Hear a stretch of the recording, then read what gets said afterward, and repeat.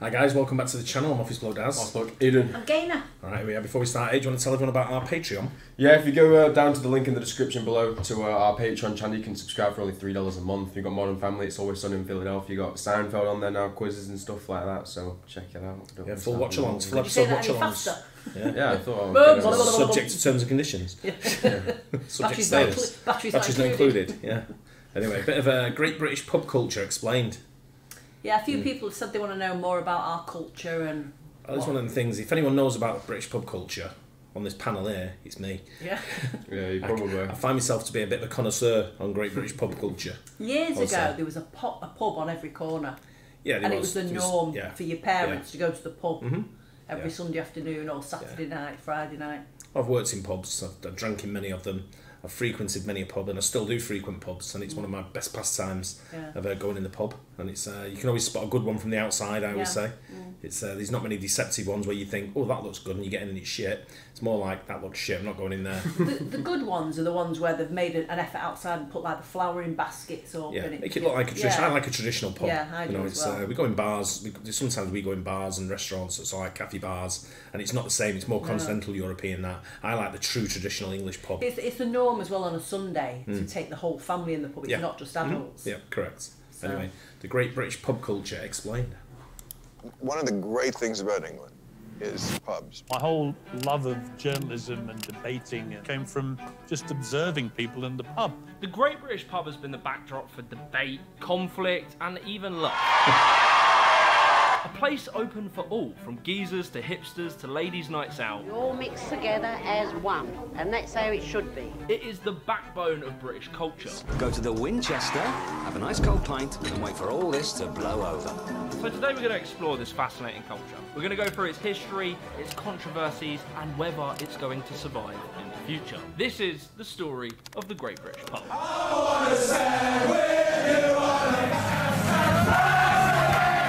The British have a famous reserve when it comes to being sociable.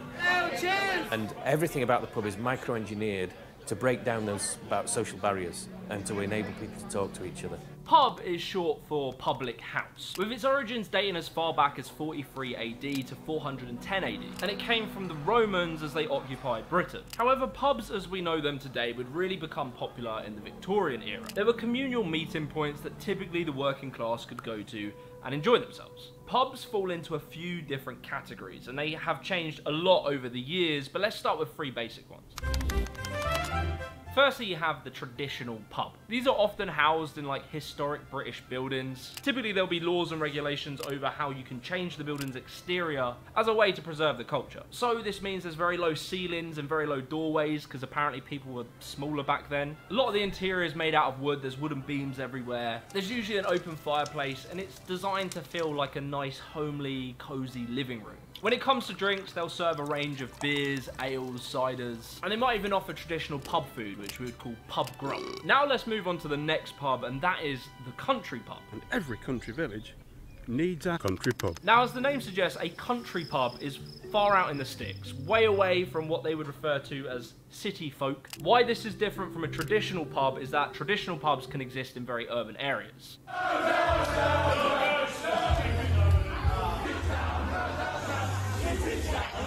The atmosphere of a traditional pub relies on its surrounding area. It might be a bit more fun, a bit more lively, and there might be, God forbid, young people in there. Whereas the country pub is quite the opposite. The country pub is more quiet, more cozy, more chill. It caters to the locals, who will look at outsiders with a little bit of scorn. The locals have typically lived in that town for generations and generations. That was one in Belfast, I think. Their children's children and their grandchildren, and they still recognise and still know you. So good night, Miss Faith.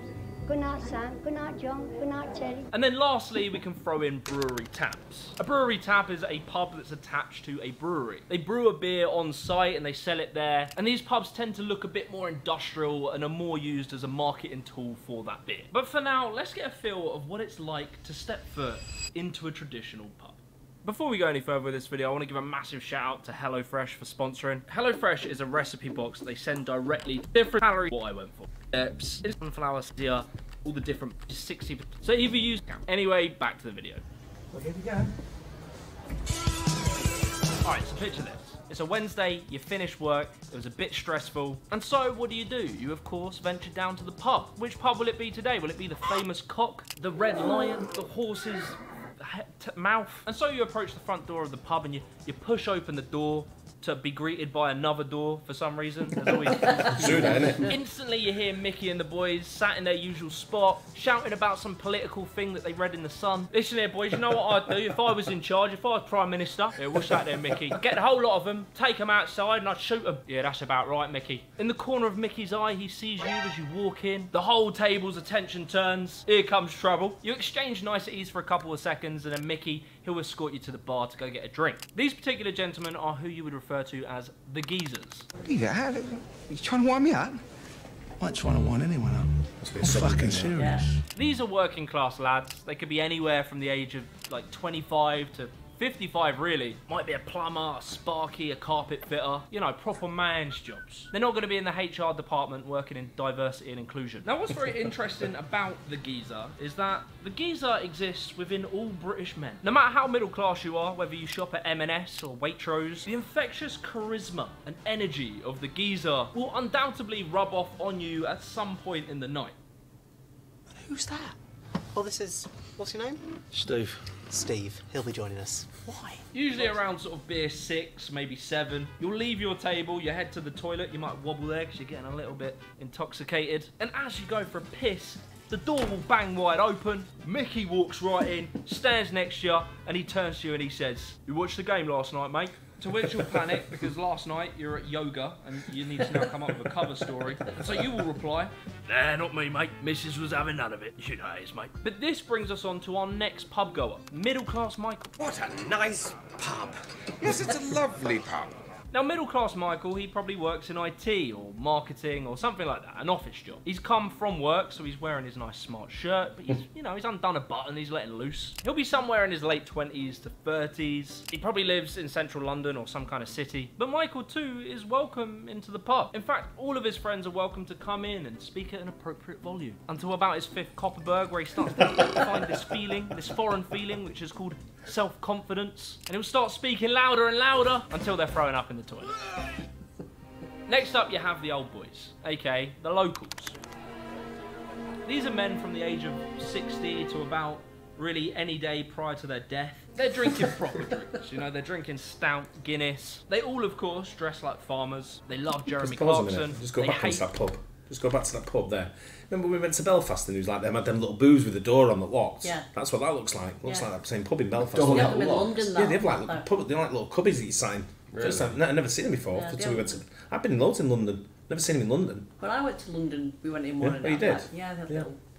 Never seen them in London, have you? Really any day prior to their death. They're drinking proper drinks, you know, they're drinking stout, Guinness. They all, of course, dress like farmers. They love Jeremy Clarkson. They hate young people. These are the main demographic of any good country pub. And we're here in Killarney because we've been invited by a very special character. I hear he's a local legend. Sam, how are you? Good, my dear. But then you get a few little special guests, such as tourists, who are typically American. They're wearing some bright t-shirt, they've got a bum bag to keep all their things in. And they're saying something about how authentic this place is. It's so quaint. It's so British. And then you get families. Oh, I forgot to say you have the alcoholic who's sat in a corner murmuring to himself. It's a pretty sad sight. But then finally you have one other group that will sometimes show their face in a pub. And that is women. It's so much fun. And what's interesting about the pub is that pre-World War II, to see a woman in a pub was a very rare sight. It was frowned upon. It was a cultural taboo. Do you object to me being served alongside you here, sir?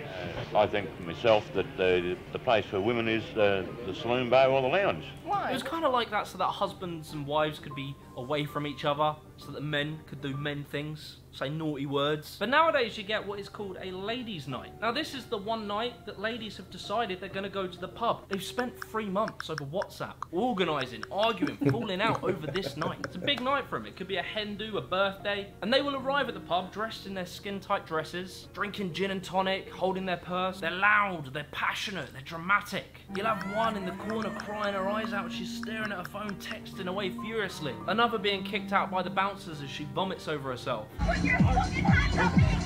It's quite a sight to see, you know, an image that I'm sure the suffragettes never imagined would happen. Progress.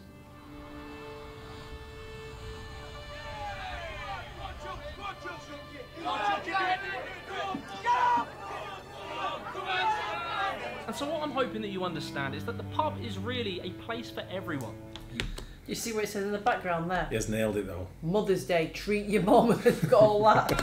And so what I'm hoping that you understand is that the pub is really a place for everyone. You with all your mates and you're all having a laugh and you're all doing everything. It seems to be like the catalyst to make a good time.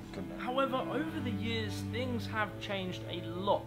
Now, I'm worried about the closure of pubs. More than 150 pubs have closed their doors for good in England and Wales. They face a cost of living crisis head on. Now look, it's never been easy for pubs when it comes to laws. It's been like this tug of war between the government and pubs for a very long time. And that is for the simple fact that alcohol is a bit troublesome.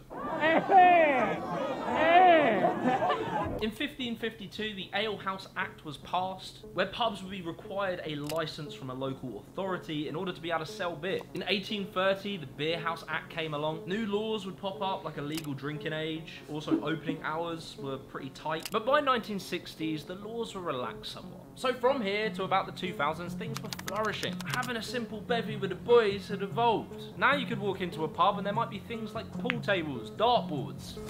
And it's a 5-point round. You go into any good pub and there will be locals who are insane at pool and darts. They'll come in with their own cases, their own sticks, their own table if they could. And if they get good enough, they can enter professional... I'm not going to lie, the pub we go in, they bring their own board. Yeah. They take the dartboard down that's on there and put their own board up. You're joking? No, have you never heard me having a chat with them? No. And I said, why'd you do it? You know, and it's the same guys you play darts with when you No, go in. when you played Oh, darts. yeah, the one time I played darts friends there. twice. I played once there, yeah. But they always ask about you when I go in. Really? Yeah. They always say, where's Aidan? He's not coming to play darts anymore. So you only went I in played once after he came once. back from a City game. Yeah, they bring their own board in and take the one down on the wall and put their own dartboard up. Why? Because they reckon the wires are thinner. So I said, but you're still shit. You should join their darts I'm not team. going to do that. Leagues. They can become professional athletes. I mean, take Phil Taylor, for instance, a professional darts player. Look at him. He is your typical pub goer. But look, if darts and pool isn't what you're into, there's something for everyone. You might be more into board games. So you go, you grab a board game in this box that looked like it survived World War II, or you could attend a quiz night. The town of Leicester is the birthplace of which mass murderer? But really it would be in 2007 where things would take a massive turn. Where pub culture as we knew it would be gone forever. A countrywide smoking ban went into effect in the UK on Sunday. The smoking ban. When smoking ciggies were banned from pubs, this was a major issue in Britain. Make a place for the smokers and a place for the non-smokers that's segregated off. Not herders out here like bloody prostitutes standing on the floor. That's what I feel like when you're standing here with a cigarette. I'm not joking, this was as big of a deal. That's one way to describe it, standing outside like prostitutes. Jesus. Brexit, Trump, trans athletes. And this is where the government had proposed that we were no longer allowed to smoke cigarettes inside of a pub. And there was uproar from landlords to pub goers, where the classic atmosphere of a pub, you know, where you open the door and a plume full of smoke would come out like a dragon's lair, would now be replaced with breathable air. And we couldn't have that. And it's true, it was part of the atmosphere, but ultimately the ban passed and you had to go outside and smoke cigarettes. From this point on, traditional pub culture only really got worse and worse. With the rise of social media and home media, people didn't really need to leave the house to get entertainment.